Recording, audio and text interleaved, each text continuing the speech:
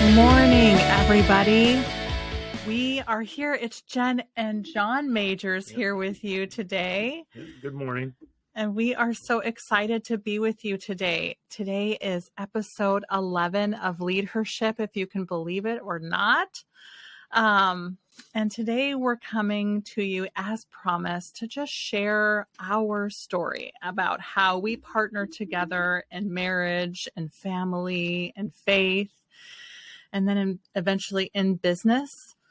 And as we do, we're going to be digging deep and sharing some real personal stories of what we've gone through and how we've come through, and how today is actually our 15-year wedding anniversary.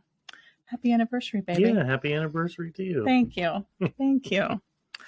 So I'm just going to start sharing. Now, this one's going to go a little bit longer because we're just going to share our hearts. And so I'm expecting today to be about an hour or so. We'll see. We'll see what happens. But before we get started, anything you want to share? No, we're just going to get cracking at it. Okay, wonderful. All and right. As you will learn, I am the talker in the relationship. So, which is beautiful. So John Majors and I met back in 2007. When I first came to Alaska, I actually met him the very same month I arrived. And we met initially on Match.com. My girlfriends in Yuma, Arizona, from where I came from, thought it was a funny thing for me to have a Match.com. And so they kind of had this joke that I was going to Alaska. I'd been single for a lot of time. And if you've heard my story, you know this.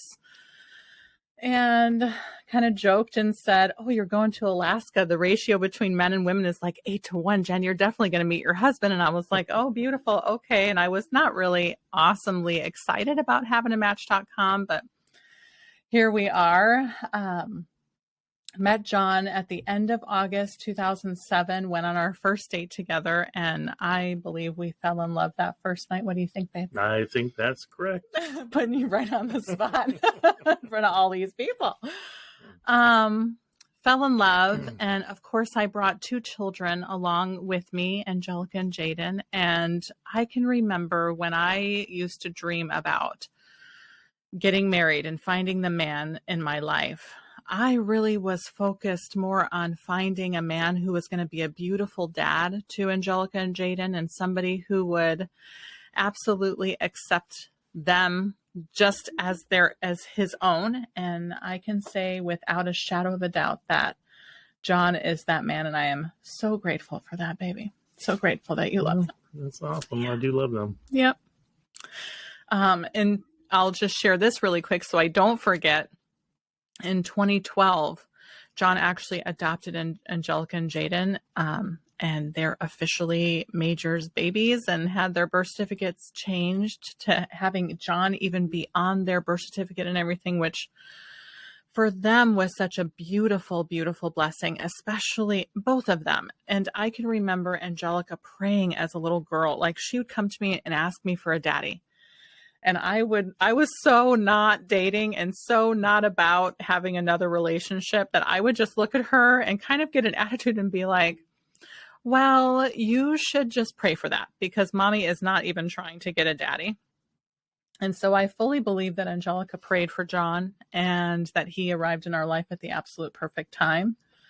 It was a tough time in my life. I had just gotten here, and I was staying with my brother and his wife, and that was not working out as planned. And so I remember I went on a run one day.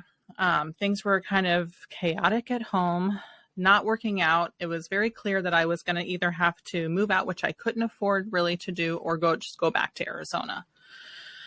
And I was ready to tuck my tail between my legs and say I had failed in Alaska and go back to Arizona. But I went on a run, and I prayed during that run. And I can remember feeling very led by God to come to Alaska in the very first place.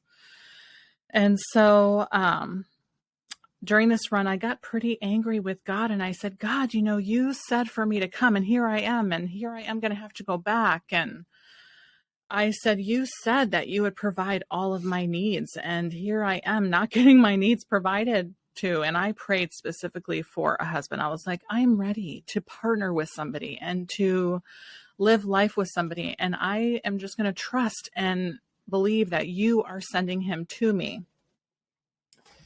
And that week I met John. And so I invite you, if there's anything you might be experiencing where you feel like you trusted and it's not working out, I really encourage you to talk to God and ask him, what's the deal, God? Your word says this, and talk to him just like he's right there with you. So we fell in love that first night, and we dated. I mean, we couldn't not be together. Like, that was a big thing that we noticed right away, is that we just had to spend as much time as we could together. But I would not live with him. That was like the stipulation. I would not live with him unless we were married. I just had decided in my heart that I wasn't going to do that. And so I'd say a month into our relationship, we both just kind of looked at each other and decided that we wanted to get married. And then less than 90 days later, November 17th, we were married. So, and our children were excited about it. It took Jaden a little bit of extra time. He was really not about this other male in my life. I can remember us like in the bathroom together after we had gotten married. I think maybe it was early in the morning and we were showering together or something like that. And Jaden was upset about that. And it took Jaden probably a few years to really get used to John and be okay with him being there. Jaden challenged John for a long time about certain things. And so they've definitely grown together, and it's so funny because my dad has a little bit of red hair. As you can see, John's got some good red hair here. And Jaden has red hair. And they look so much alike. People will see us out and just tell me how much Angelica and Jaden look so much like John. And I think that's such a beautiful blessing. And yeah, just thanks for being you. I just feel so much love and so much gratitude for where we've come through. So we get married November 17th, and we have our wedding. And for some reason, John didn't remember his parents' wedding anniversary. But I remember meeting John's mom and being absolutely in love with her. And I remember like loving John so much more after I met his mama. And I remember after we got married, we're standing outside, like waiting for people to come greet us at our wedding. And she stopped me and she goes, today's our wedding anniversary. And I was like, no way. And that just blessed me so much to know that we got married on their wedding anniversary without even trying. Not even knowing it. Yep. It was not planned, for sure. Yep. So there we are. And John is also 10 years older than me. And part of the reason why he was looking on Match.com in the age category that I was 26 when we got married and he was 36, is because he really wanted to have babies. And even though I brought these two beautiful children along, who at that time when we got married were 9 and 7, John wanted to have some babies of his own, and he doesn't have any biological kids. And so I was down with that too. I wanted to have more babies. And so we tried right away to get pregnant, and we achieved getting pregnant right away. And then started losing our babies. And I shared this in the first episode, I believe, of my podcast. And we lost babies, 8 babies in total. And it got to the point where when I was 30 years old, I had to have a full radical hysterectomy. And so that canceled out our ability to have any biological children of our own. And we really have come to this place of just trusting and understanding that that was for us and for our growth and our spirits and our family. And We love our little babies that are up in heaven, and we have this dream that when we go to heaven that we're going to be greeted by all 8 of our little babies just ready for us to hold them and love them. And we do kind of have this awareness too that they're out there looking over us and all that kind of stuff.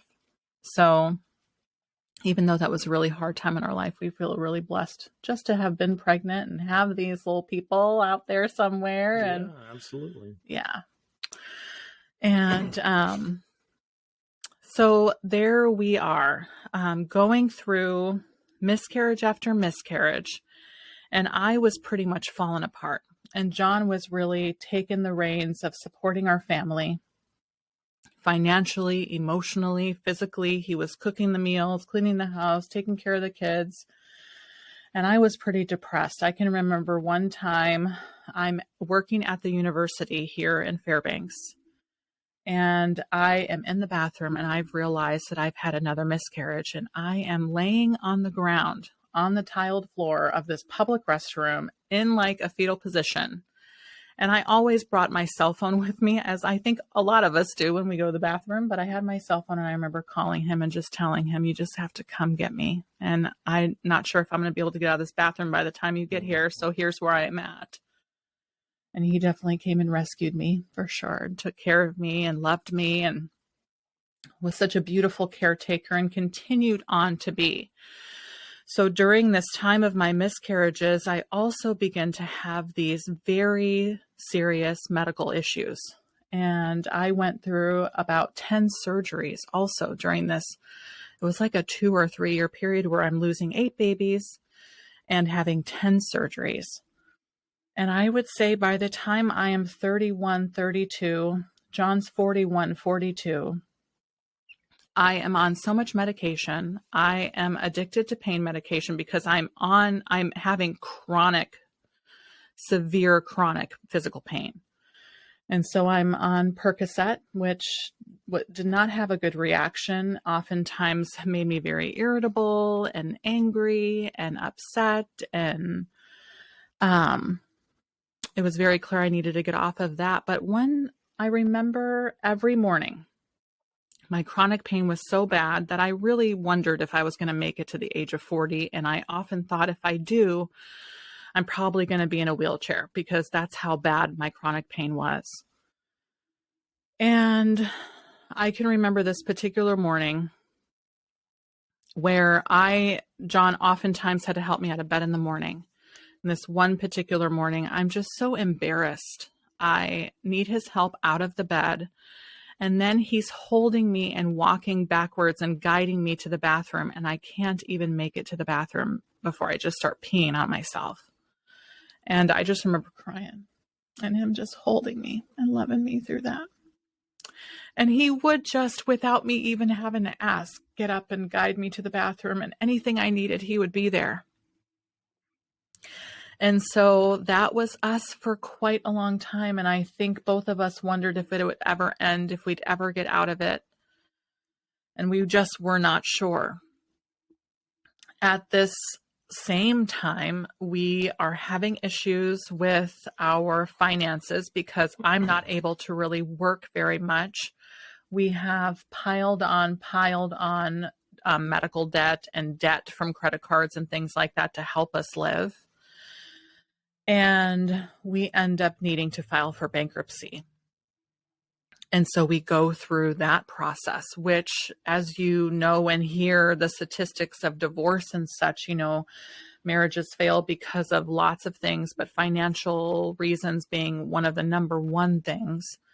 And I can remember just feeling like really helpless and hopeless, like we're never going to get through this process. And I also, as I've shared with you before, found Inspire Leadership Academy and started taking Inspire Leadership Academy in 2013. And that was a breaking open of awareness, as I've shared before, about what things that I just needed to be aware of and see that was going on inside of me, and an opportunity for me to just really take the time to process and heal. And then a few years later, John also decided to take Inspire Leadership Academy, because what was also occurring in our marriage is that because I was so medically and physically hurting and going through this chronic pain and this painkiller kind of addiction, even though I needed it. I felt like I couldn't live without it. I had found that John was starting to behave in ways of like infidelity, even though he didn't actually have a physical affair. He was having communication with women. And I found that out during this process, and that was super devastating to me. I felt a lot of distrust, and I can remember sharing with John that don't make me waste my good years. I was getting ready to head into my 30s or in my 30s, and if you don't want me, just leave. Don't cheat on me. Don't be dishonest with me. And he and I started to go to counseling. We committed to ourselves that we would go to counseling together and separately. And so we began to do that. And we took a 3-year journey in counseling. And every week, every other week, we would have a personal counseling and then a counseling together. And I can remember one of these moments where one of the things that used to frustrate the life out of John that I would do is he could not even leave my presence without me being like, "Where are you going, babe?" And he'd be like, "I'm just going downstairs to the basement to do laundry or something." And I'd be like, "Oh, okay." But it would frustrate him. And I would often need to know where he was going or when he was going to be home. And during counseling, we discovered that I had attachment issues. Imagine all that I had gone through. And I had these actual attachment disorder issues that made me and my subconscious and my everything in my physical body think that every time John was leaving, he was abandoning me and not going to come back. And I didn't realize that's where that was coming from. And then once we're sitting at counseling together, the counselor relays this to John, and John goes, "Oh." And that beautiful light bulb of awareness calmed him down, calmed me down. We both understood where we were coming from. And so we were able to really work with that and decide that we were going to love each other through it. And I think with everything that we've ever gone through, we consistently choose to love each other. We consistently choose to be there for each other no matter what. When we took our marriage vows, the vows that you say in sickness and in health, in better or for worse, in richer or poorer, we really believed that to be true and something that we had vowed before God and before each other and before our children, our parents to do. And so we stayed committed to that fact.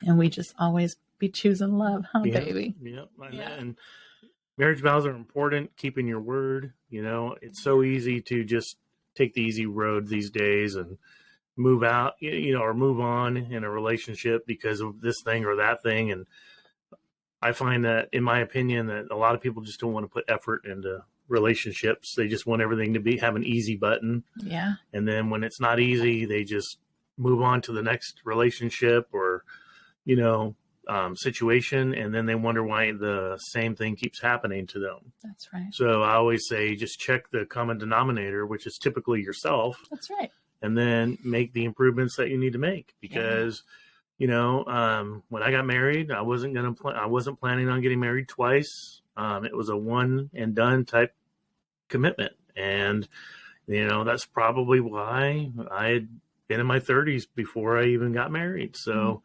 all the past relationships, just, you find out that, when the going gets tough, you either embrace it and put your head down and work through it, or you just run away. And I've never been one to run away from things. So, there's a couple times where, the frustration of the situation caused me to make decisions that were poor. And, we worked through that. And it's to the point where, I realized that was my way of checking out, if you will, in a situation of stress and stuff like that. And I worked through that, and then getting into ILA, where, Inspire Leadership Academy, it was something that I took it under protest, but I still took it. But during that course of Inspire Leadership Academy, I found a new job that over doubled my salary, gave us the opportunity for me to work at home, work much, much less than what I had been working, probably 60% less time investment, over doubling my salary. So to me, it was like 3-4 years I worked there was just like fantastic. It just ended up not being a fulfilling job. So, that's why I chose to move on from that one. Because it was just right at the right time, being in the right space at the right time type of situation that caused me to be able to, get through some of those situations and not stress about money or relationship or something. We could really focus on family and stuff like that. Yeah. So I think that was all just perfect timing. So yeah, me too. Yeah. Thanks for sharing that. Yeah, talk about taking 100% responsibility for your life and everything in it, as our last episode was all about that. That's definitely something that John and I have both decided individually to do, and in our marriage and in our parenting and in our dreams of having our own business, which we'll talk about here in a moment. That it really is up to us, and it really has nothing to do with the external person. It has, like, my life really, and how I grow and achieve really has nothing to do with John. It really is about me and how I am going to be with myself as I go through or grow through things. And the same is true for John, which is a tool that we learned through ILA, which is Inspire Leadership Academy. And we are super grateful for that. And we continue to do that because we are still not perfect people. Imagine. I don't think, and we're not going to be, we're not going to be perfect people. That's the thing. We're two imperfect people who both come from a childhood of trauma in some shape or form. You guys know my story. John was raised by a beautiful man and woman who his mama was a really young mama too. She got pregnant when she was 16, and his dad was a little bit older, and right away while she was pregnant with John actually got drafted, right? He was drafted into the Army to go fight in Vietnam.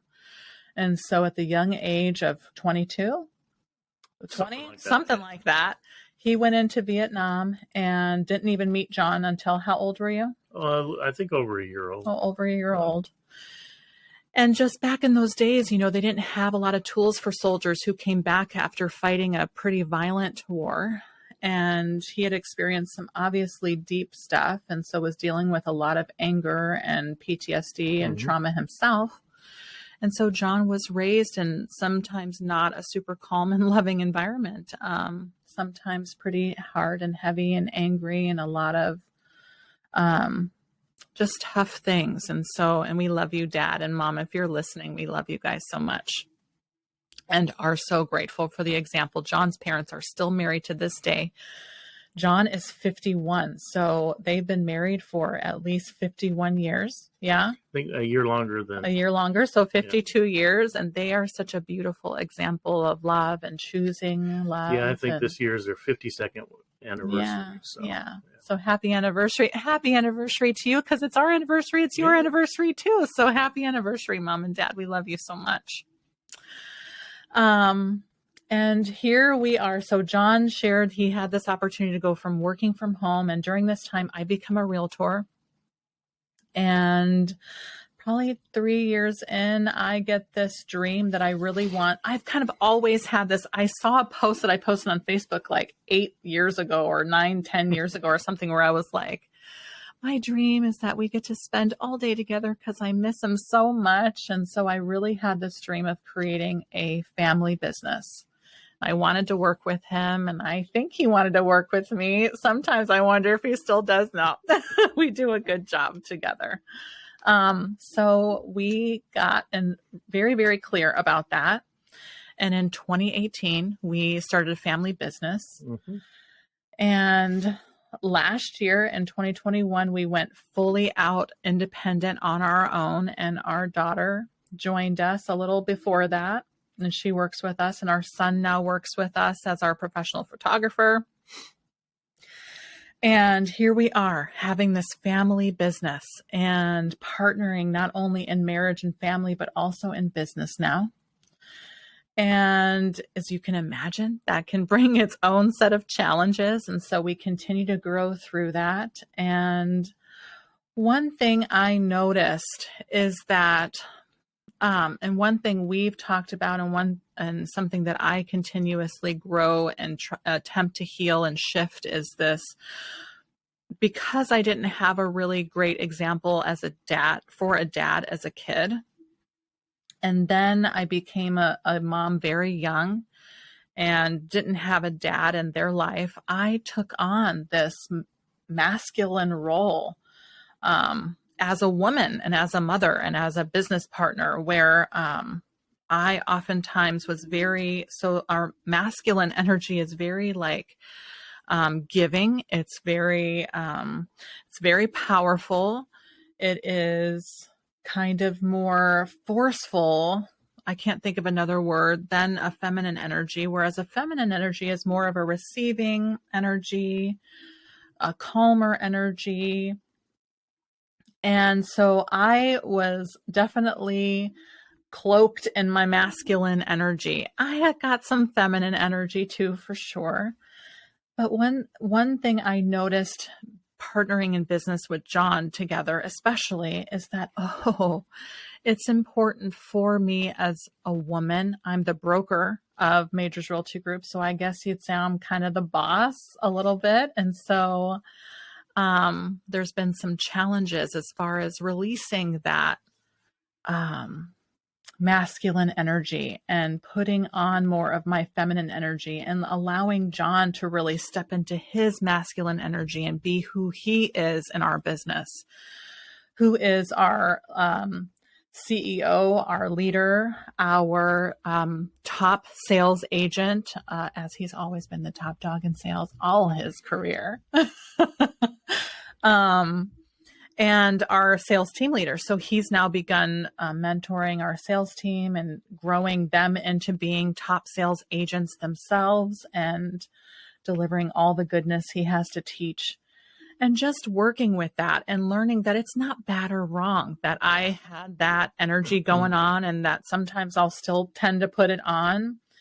But thank you, John, for being such a safe, beautiful space that I can even practice putting it on and taking it off, and you're so forgiving and loving, even when I'm doing that. And you're willing to be open with me about how it feels for you and how it affects you. And I see how it has it can sometimes have a negative effect on the business and stuff. And also just being a married couple and just having a family business where our kids are here too, and we have other people on our team, just learning how to be in the workplace and at home, how to have boundaries, right? How to establish ourselves so that we aren't talking about real estate 24 hours, 7 days a week at home, because that can get old. There's times I'm like, it's 9:00.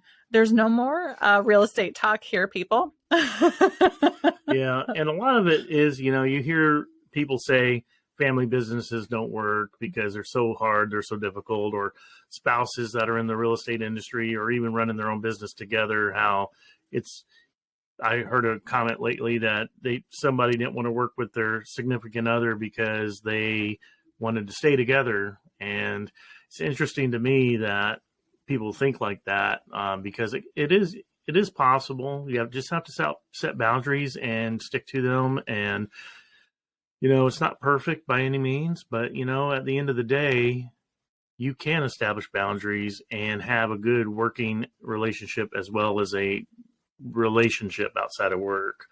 I just think it's in the intentionality of the process, so if you're intentional and you know what you want and how you want it, you can design it how it needs to be. You don't have to assume that you can't work with your spouse or you're going to end up divorced.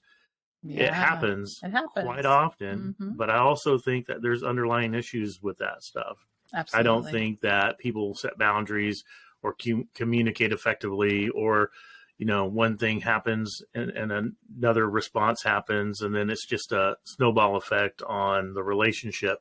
And then you just end up splitting your business and going separate Hmm. ways, and everybody hates each other. And then, Yeah. and has it been easy? No. But, Yeah. it's one of those things where the opportunity, the juice is worth the squeeze, Yeah. I wouldn't have it any other way. If I had to do it over again, I'd do it all over again. Yeah, me It just too. gets to the point where, at the end of the day, anything like that is an excuse. That's right. And, everybody can have excuses, Yep. and they make excuses. I was even told one time by a friend of mine that they didn't combine bank accounts after they got married because you just never know, they might end up getting a divorce. Well, 12 years later, they got a divorce. So Yeah. them having uncombined finances as spouses worked out for them. Yeah. But I heard that periodically through the years, and I can't help but imagine that maybe that was an intention that was set in the beginning. Yeah. What you focus on grows, That's as we've right. heard that a time or two. Hmm. So, in those situations where, if you have a outcome already in your mind of how things are going to work, well, you have a realistic possibility of those circumstances evolving and happening. Yeah.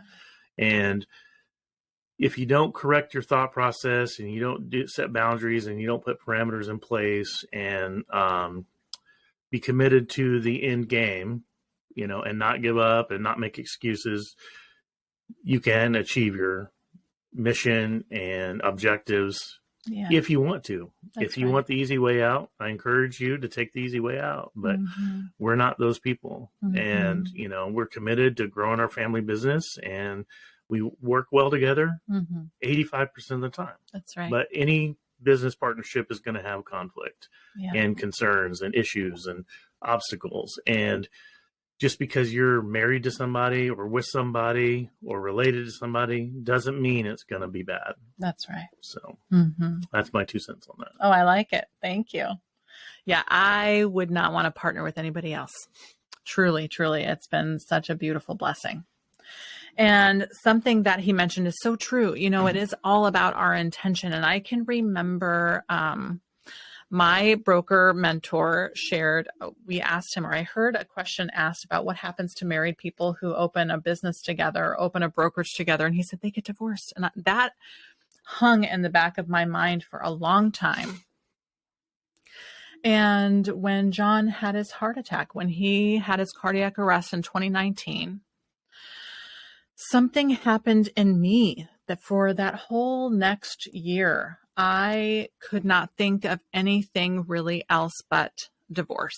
I think just the fear of John potentially leaving and all that attachment disorder that I kind of came along with really began to get inside of my heart and my spirit. And I became really fearful. Plus, John was dealing with some PTSD stuff and some anger about what he had gone through and his physical things that he was experiencing, and going through some what we call PTSD and frustration and anger. There was a couple of moments where he never hurt me or anything like that, but there was one day where he picked up a chair and just kind of slammed it on the ground, and that terrified me to a point where I actually got in my car and left that day and parked in front of a hotel, planning to leave, and sat on the phone crying with my coach and mentor and best friend about the situation. And she coached me through, and I ultimately decided to go home. And I was very, very grateful I chose to do that, because my little granddaughter just didn't understand where I had gone.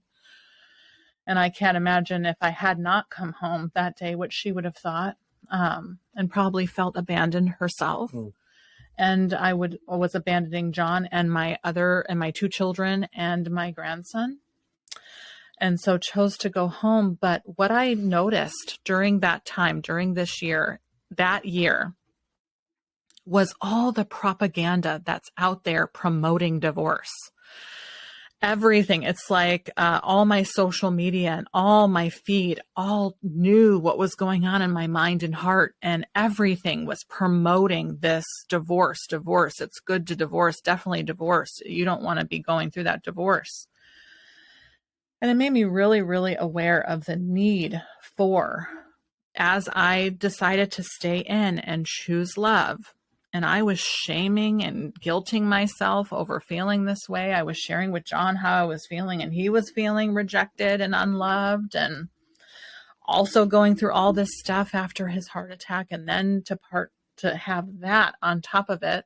But we made a commitment to really be open with each other, and even if there's conflict, to choose the conflict that's for us, and to process through it, realizing what a need there is in our world for pro-marriage and pro-staying committed and pro-choosing love, and understanding that we are spiritual beings living a human existence, and human behavior is one of two things. It's either love or it's a call for love, and seeing all behavior that is not in line with loving as a call for that loving. And I think about, had I left, the rejection and the hurt that would have been on Jonathan as he's going through that. And I'm so, so grateful that we continue to choose each other, and to choose love, and to choose our intention, and to really, we're powerful creators, people. Powerful creators. As you create it in your mind, you can have it in your hands and in your life. And so we still are just big old dreamers, and we have so many big dreams we want to have and do and be together. And we're getting ready to enter this space in our life where our children are moving out, and in 2023, we're going to be empty nesters, I think. Our son moves out this month. Our daughter's buying a house next year. And so we're going to have this big old house together. And I can't even explain how excited I am to just really spend time together and continue getting to know each other and learning about each other and growing together in love and life and in business. Because I don't think real estate's it for us. I think that our business ideas are bigger than real estate, and going to just keep growing. And everything we do, I choose you and choose to do it with you. Yeah, I love you. And it's going to be an interesting journey for sure. And going back to my heart attack and everything back in 2019, it's coming up on the 3-year mark where, I'm hopefully going to be out of the woods on that traumatic experience, but it's been a growing experience for sure. Dying 3 times, and then being resuscitated after multiple death experiences. It's kind of like one of those things where you put a lot of things into a different perspective of what matters, what doesn't. Tolerance for BS kind of goes out the window.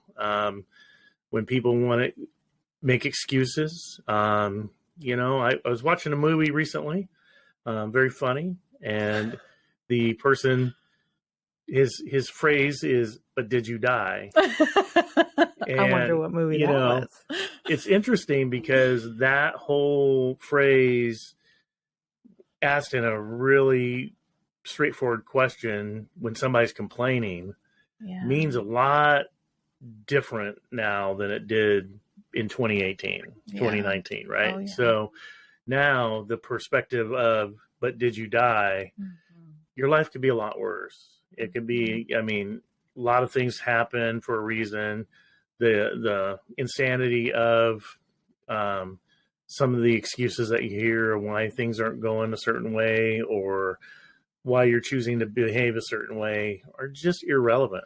That's so, right. In a situation like that, I just don't give that kind of thing as much, of course I'm human. I'm going to fail and just have to move on. But I try and do my best to not give things as much energy as other situations like I did in the past, dwelling on certain situations, focusing on certain things.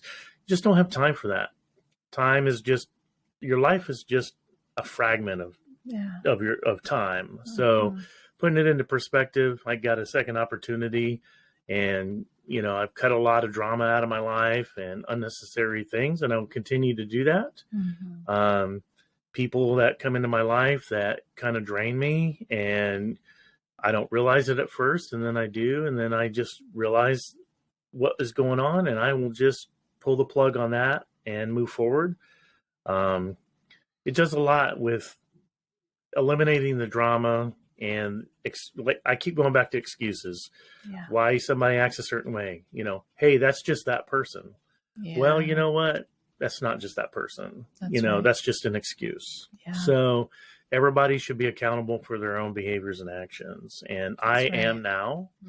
And I used to make excuses. And, yes, I had a rough 2020. I was on some very terrible medications. I just went through my experience of dying 3 times, and then depression, the concept of what the hell am I doing here? What's my purpose? And that's all still being flushed out. I mean, we're to the point where it's been 3 years. I still talk about it because it impacts me every day. I think about that experience every day. I'm awake. Every single moment of my life is here and a blessing to me, and I'm so grateful for it. And if anybody is out there wasting time, making excuses, just get your stuff together already. Do your best and quit making excuses, and embrace your loved ones. Forget people that have offended you in the past. If somebody hurts your feelings, just move on. That's not your problem. It's their problem. So if somebody doesn't like you for who you are, that's not your problem. Don't give it even a second of your energy, because all you're doing is giving that person power over you. So there's a lot of things coming in 2023. And, I do feel like it's in the right direction. We're all going to be faced with circumstances, dealing with people that you don't like, dealing with people that don't like you. And as I said, I don't have the energy for it, because I'm going to focus on love and moving forward and making good decisions. And, I'm going to be 52, and it's time to focus on myself and my family, and put myself and my family over the needs of others to a certain degree. I still care about people. I help people. I do. I want to do the right thing, but I don't have time for the bottom 50% of the negativity in my life. So, cut the cord where you have to, stay the course and love yourself. Loving yourself is probably the most important thing you can do. Absolutely. Self-care. I never really believed in self-care. Never thought it was a big thing until 2020. So, your lifestyle will catch up to you. Have joy. Do things that bring you joy. Love your loved ones, because they might not be here tomorrow. And, I see it all the time. So this person passed away, or that person passed away. Well, I was the person that died and got a second opportunity. So from my point of view, everything is relative. So, it's like you put it into your own perspective, and you just move forward with your own perspective. And as long as you're doing that, you can make positive change in your life. That's right. So that's all I have to say about that. Wow. Falling in love even more over here. Oh my goodness. He is so right. He is so right that we have the power to shift our lives, that we are powerful creators, that we need to let go of excuses and choose love and choose what it is, and take 100% responsibility for our lives and everything in it. Our life, not John's life. My job is not to take 100% responsibility for John's life. My job is to take 100% responsibility for my own life. And to choose love, and to ensure that everything we do, that love is at the center of it all. And so thank you for being here with me today. I know this is not the most comfortable thing for you to do. And I know this is such a blessing, not only for me, for us, but for everybody who's going to listen to this. Well, hopefully, one thing I will say, many, many years I just circled myself with people that I felt like mattered that really didn't matter. Yeah. So, just protect yourself and put people in your life that matter. Yeah. And that are going to build you up, not deplete you. That's right. That's right. So choose each other. If you're married, if you might be going through stuff, just remember that, when we fall in love, we have all those beautiful, warm and fuzzy feelings. It doesn't usually stay. I mean, there's life is happening. And so sometimes people decide not to choose each other because that warm and fuzzy feeling isn't there anymore. And our job is to choose each other and to every day wake up and decide, I'm going to choose you today. And that love is at the center of everything that we do. And that John is absolutely right, that you don't have to be stuck in whatever you're stuck in, that you have the ability to create, promote, and allow everything that your heart dreams of. The deep desires of your heart are there for a reason. Start to move forward and to reach the goals and dreams that you have for yourself, for your family. I promise you that you can achieve them. And so thank you. Thank you for being here with us today, celebrating us. We celebrate you. I wouldn't have it any other way. And just like John said, he wouldn't change anything. I wouldn't change anything that's happened because it's made us who we are. It's allowed us to have the heart that we have and to do the things that we do. And we pray it's been a blessing to you. And so here we are. It's about 46 minutes in, so we didn't get a whole hour in, but that's okay. We're close enough. And here's what I'll just share. I intentionally do not edit these videos because I want it to be very authentic. My intention with these is that we are truly authentic with everything that we say. And so there's no editing happening here, people. So it just is what it is. And I'm so blessed to be in partnership in life with you, John Majors, and I'm so blessed to be here with each one of you. So next week, we're going to be sharing about gratitude and how it changes everything. I invite you to come. I invite you to share this with anybody that you think this might be a blessing to them to hear.